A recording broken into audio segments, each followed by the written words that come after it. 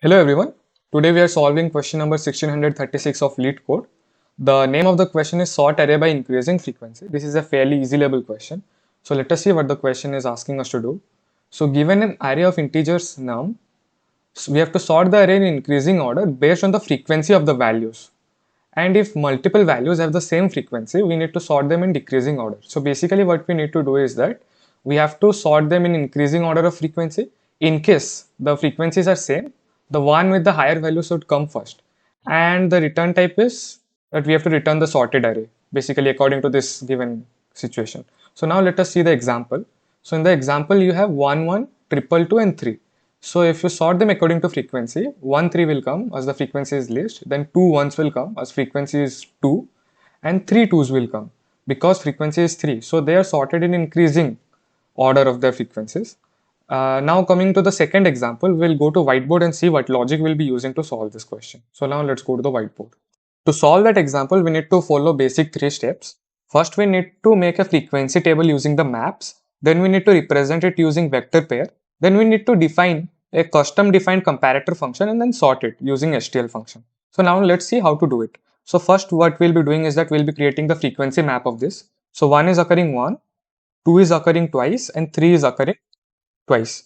So now we have to represent this thing which from the map using the vector pair. So it will be 1 1, 2 2 and 3 2. So now we need to sort them according to the custom defined comparator function.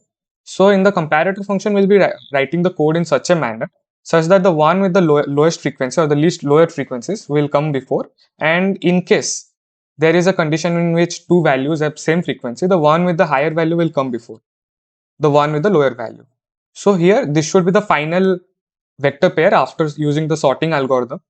So once we get this, we can create the final array using this. So here 1 is occurring once, 3 is occurring 2 number of times. So it will be 3 3 and 2 is occurring 2 number of times. So it will be 2 2. So our final answer will be 1 3 3 2 2. So now let's see how to implement it using C++. So first let me define the size of nums.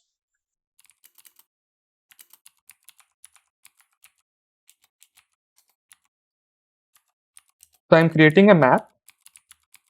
Using this, I'll map the frequencies. So what I'll do is that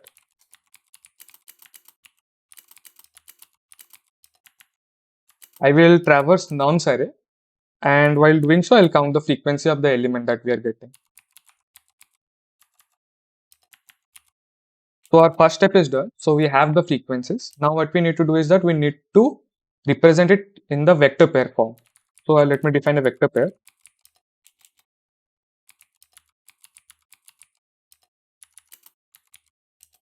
So to represent it in vector form, what I'll be doing is that I'll be traversing the map and pushing the values and its frequency into the vector pair.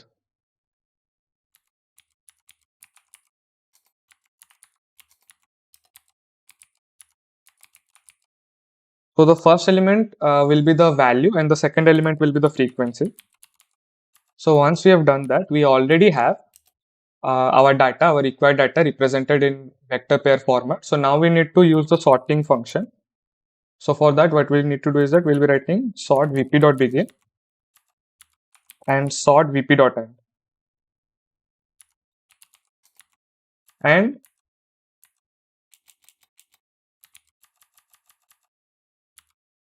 we need to pass in a comparator function that will work accordingly to help in the sorting according to the given condition. So let me define the comparator function. So the comparator function is of bool type. So bool mycom.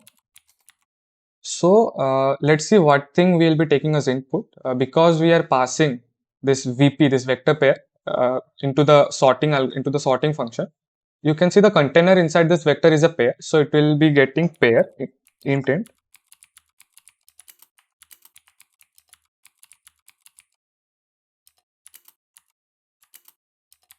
Now to write the comparator function, what you write is that if A comes before B, then you return a true. If A comes after B, you return a false. So when will A come before B? So A will come before B if the frequency of A is less than the frequency of B. So I can write the first condition. If A dot second, as we had stored the frequency in the second part of the pair, So we'll be writing if a dot second is less than b dot second. So in case the frequency of the first element is less than the frequency of the second element, then the value of the first element should come first. So indirectly first element is coming first, so we can return true. Now in case it is the reverse, in case the frequency of the first pair is more than the frequency of the second pair, then we'll return a false.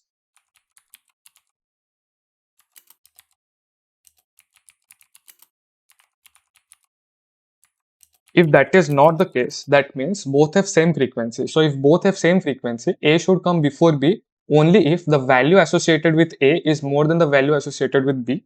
So what we can write is, we can write return A dot first is greater than equal to B dot first. So in that case, A will come before B and the value at A will be more than the value at B, and both of them will be having the same frequencies. So that's it for the comparator function. Now once we have done that, we in the vector pair will be having the required result. Now we need to create the final vector answer. So for that, what I will be doing is that I will be traversing this vector pair. So from this, I will be getting the value associated with it. So value is associated with the first element of the pair. So int x is equal to it dot first, and let the frequency of that be it dot second. Now what we need to do is that we need to push x into the answer array f number of times. So for that, we can write a while loop.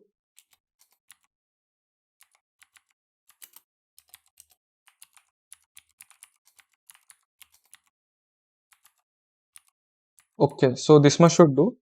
Now let me return answer and run this.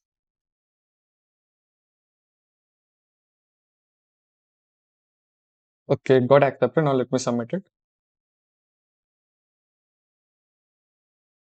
Okay, so that was it. This was a fairly easy question. We had to represent the frequency using maps. Then we had to transform that data into vector pair. Now, once we have done that, you can use the inbuilt sort function defined in STL. And to sort it according to the given condition, we'll be defining a comparator function. In the comparator function, you need to define like when to return true and when to return false. Now, once that is done, you have the required values or the required data in the vector pair. Now you need to create the final vector answer. Now you can create that using simple loops that I've explained. So that was it. So I hope you all were able to understand this, and have a nice day everyone. Until that time, keep coding. I'll be soon back with new videos. Thank you.